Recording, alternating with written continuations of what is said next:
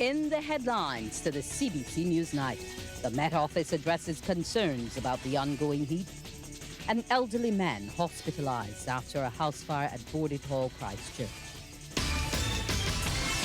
Broadcasting from our studios in the Pine St. Michael, this is CBC Newsnight, starting now.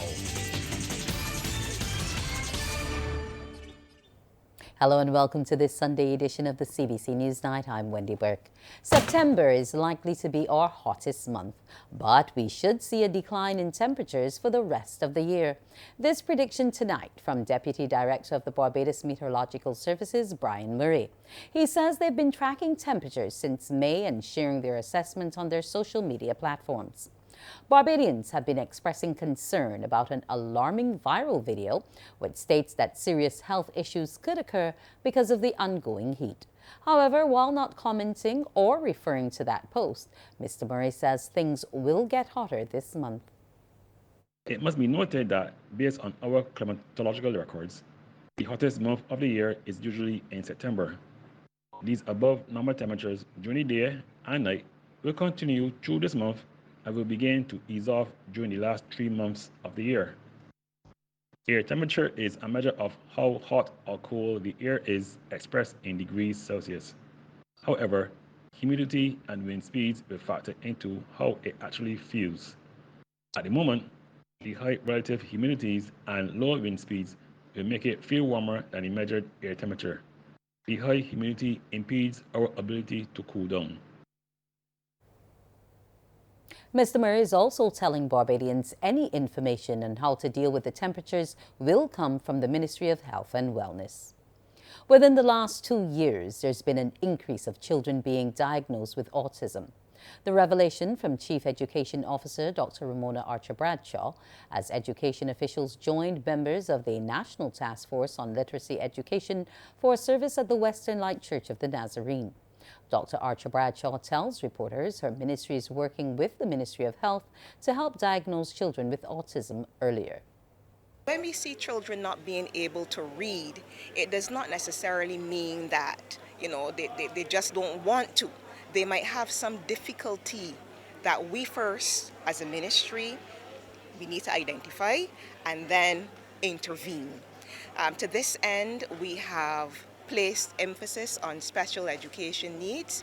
We are working with the Ministry of Health and Wellness in terms of diagnosing hearing and sight, and we're working towards speech. The Chief Education Officer says they have realized emphasis needs to be placed on pre-primary school learning, and that will be a focal point starting this September. We are focusing on early childhood education as well. Education is not just about learning to read and learning to write and passing an exam.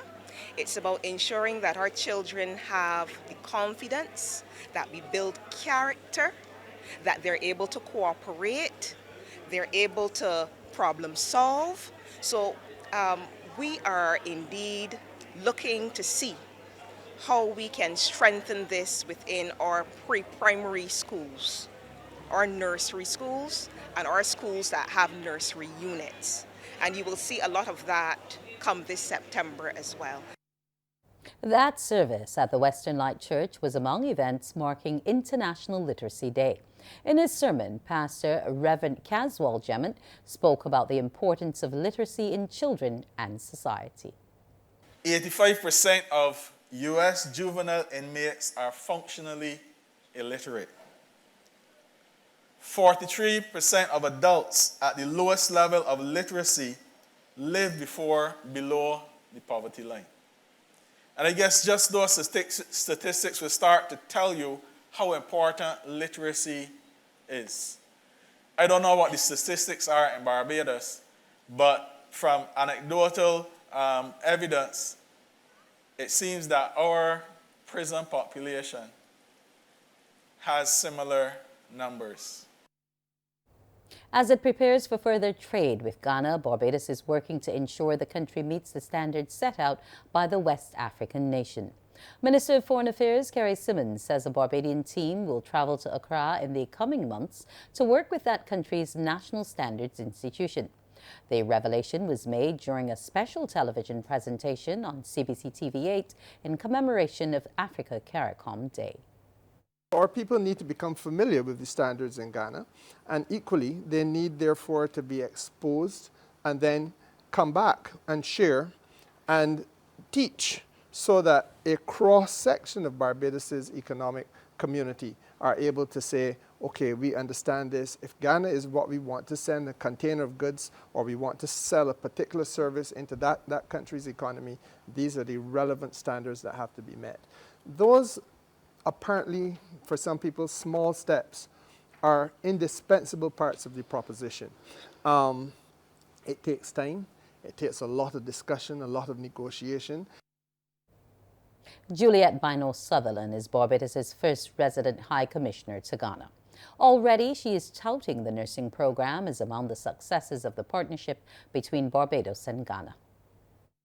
We have not heard a single complaint about the quality of nursing, the service, the respect that the Ghanaian nurses provide, particularly for elderly persons, which is an important part of the African culture and tradition.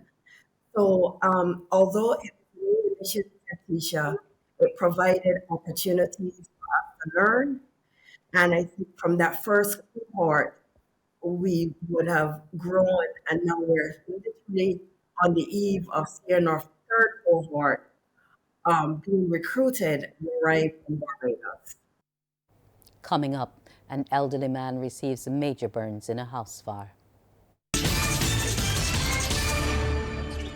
St. Philip, loud and proud, we are your 2024 Parish Ambassadors. Did you know about Barbados' Child Protection Bill? The Child Protection Bill establishes procedures for a situation where a child leaves or is taken from a foster home or child care center. To ensure a safe return of the child, authorities can request a court order. This prompts an investigation into why they left and their placement in a secure location during the process. Once the investigation is complete, the child's future placement will be decided on. The Child Protection Bill is essential for providing all children with a safe environment and a promising future filled with hope and opportunities. Let's all protect the children of Barbados, the gems of our nation. The young men who took swift action last night to rescue 78-year-old Samuel Allen from his residence are hoping he survives. Our Allen received 90% burns to his body after fire ripped through his two-story wall-constructing residence at Boarded Hall, Christchurch. Resident Clyde Brathwaite says around 8:30 p.m. he was outside engaging in a conversation with another young man when they heard a loud explosion and immediately began investigating its source. And we hear this noise, we thought it for a truck or so a crash. But when we get on the hill now, we see the other fella can and he tell me the host about fire. So then we realize that it was an explosion instead of a crash. So when I look, I see that instead of my fire, we went for the family that lives short of the hill, which is Kyle. And good thing he didn't home. Right, because we didn't get in there. Right, but good thing he didn't home. We calm down. Right the windows, and what's not, we're going to safe for the man. And first thing first, you can't get the door open, so you had to go inside get the key. Then you had to give me the key, we got on it from outside, then you had to pull it from inside. The fella know that was inside, it done done burn up and everything already. Mr. Brathwaite says residents of the close-knit community are praying for a favorable outcome. He says Mr. Allen is one of the stalwarts of the community. But when it kind of cricket and sports, and even like helping the less fortunate, he's a man that will do them sort of things. You know, it's like he help people. So now we see some people come out last year to help you too. A real, because people come out here last, not only out the house, but to comfort him and thing when he was sitting down and in that situation, a lot of people kind of comfort him, man. Barbados Fire Service personnel responded and extinguished the fire. Investigations are ongoing. A dispute between two men late last night turned deadly, with one man being stabbed to death. That incident took place around 5 minutes to midnight at Upper Carlton, St. James. Police in a statement say the injured man, who was identified as 36-year-old Corey Hines of the said community, was transported to hospital via ambulance, where he was pronounced dead on arrival. Police investigations are ongoing. Scores of Barbadians have participated in the first leg of the Red Foundation Walk the Talk. Public Relations Officer Carl Alf Padmore says this morning's walk, which attracted close to 100 participants, was a success. It was from the corner by East Point Lighthouse by, is it Body Mechanics? Body Mechanics? Extreme Body Mechanics with Mr. Mason there, Stephen Mason. It was from that point to here by the Concord Experience. And that's a good pull, but encouraging pull. Not too challenging in terms of the uphill. It was just challenging when you realize that the sun is coming and you're there. But all persons, yeah. And next week we're going from here at the Concord to the Caribbean Broadcasting Corporation. So you'll be seeing us next week. The foundation, led by 10-time Calypso King and patron, the Honorable Stetson Red Plastic Bag Wilshire, is hosting the Walk Challenge to raise funds to offer assistance to those in need. Before the event started, Lynette Gooding donated a wheelchair to the foundation. Ms. Gooding says the donation is the first of several to come from her family. We're going to donate the electric bed as well as all other things that we had accumulated, including like 2 air pressure mattresses that are very, very helpful to prevent pressure sores. So I know people will gladly take those. Even his hospital gowns that we purchased, Pampers, tablets like his Tylenol, a whole slew of things that we intend. Each time we have a walk, I'm going to be down here and I'm going to provide them. Sports is next. Some ask, what makes Barbados so special? We at Morning Barbados say it's you, our exceptional youth. You are talented, resilient, and inspirational. You are the epitome of the Barbadian spirit, testing the boundaries of your creativity. If you are an entrepreneur, artist, baker, designer, author, or have done anything you think should be highlighted, email us at morningbarbados@cbc.bb. Let us show the world our exceptional Bajan youth.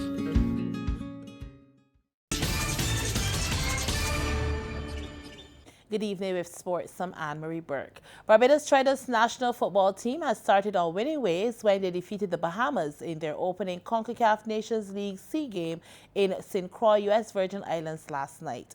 Spinners Gudakesh Moti and Imran Tahir ran through the St. Lucia Kings lower order to help set up a comfortable 6-wicket win for the Ghana Amazon Warriors and propel them to the top of the Caribbean Premier League standings. The spinning duo accounted for the last 6 wickets to fall last night at the Darren Sammy Stadium as the hosts were dismissed for a paltry 114.3 overs, the lowest score so far in this year's tournament. Player of the match, Moti took 3 for 16 and Tahir 3 for 29. Meanwhile, today, Antigua and Barbuda Falcons pulled off a stunning 2-wicket victory over hosting Kitts and Nevis Patriots with just 2 balls to spare in a tense match at Warner Park. Now, tomorrow is a rest day in the CPL, with the next playing day being on Tuesday between host St. Lucia Kings and the Trinbago Knight Riders from 7 p.m. Live coverage then will be on MCTV Sports Match Channel 310, while it will be tape delayed on CBC TV 8 following the news at 8:03 p.m. Well, ESA feel Pickwick and Wildy will have to wait 2 more weeks to see who will lift the 2024 BCA Super Cup trophy. That's because heavy rains last night and early this morning left the pitch on its outskirts in extremely damp conditions at the Weary Cricket Ground in St. Philip, forcing today's final to be called off. Play was originally set to start at 9:45 a.m., but following the umpire's first inspection, another review was set for 11 o'clock. However, slow improvement to the conditions in the playing area saw another inspection set for midday and then another at 1:15 p.m. It was at that final inspection when umpires made the decision. The latest time for any play would have been 2:15 p.m., which would have reduced the match to 20 overs per side, but more showers did not even permit that. With the Barbados leg of the Caribbean Premier League bowling off this week, reports are that local officials are now looking at September 22nd as a new date for the Super Cup final. The Barbados Wushu team claimed 3 gold and 1 silver at the recently concluded Pan American Wushu Championships and the first Pan American Open tournament in San Jose, California. Gracie Newsom Cadogan got gold in the 42 Taiji Kwan and silver in the 32 Taiji straight sword, while Martin Carnegie claimed 2 golds in the 24 Yang Taiji Kwan and the Taiji Shan Yang 18 fan form. And in horse racing, Renaissance Frolic with jockey Aaron Daniel on board won the featured final handicap at the Garrison Savannah yesterday in the Groom's Appreciation Race Day. The race, which went 1,100 meters, was won in a time of 1 minute 4.4 seconds. And that's it for sports. Weather is next with Kerry-Ann O'Neill. There is a saying, you can find a Bajan anywhere. Are you a Bajan living abroad? Or do you know of one who has migrated to another country? Well, we at Morning Barbados would love to have you or them on our Bajan Afar segment. Share your amazing stories, experiences, and how you have adapted to a new culture. Send us an email to morningbarbados@cbc.vb, and together we will travel the world.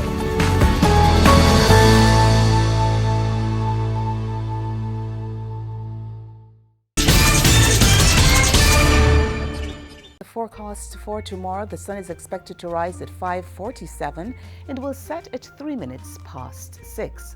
Now, the first high tide is expected at 10 minutes after 7 in the morning, the first low at 10 minutes past 1 in the early morning. The seas, they are calm to moderate in open water with swells peaking at 1.5 meters. The winds, they're coming in from the east, southeast to the east, and they're peaking at 20 kilometers per hour.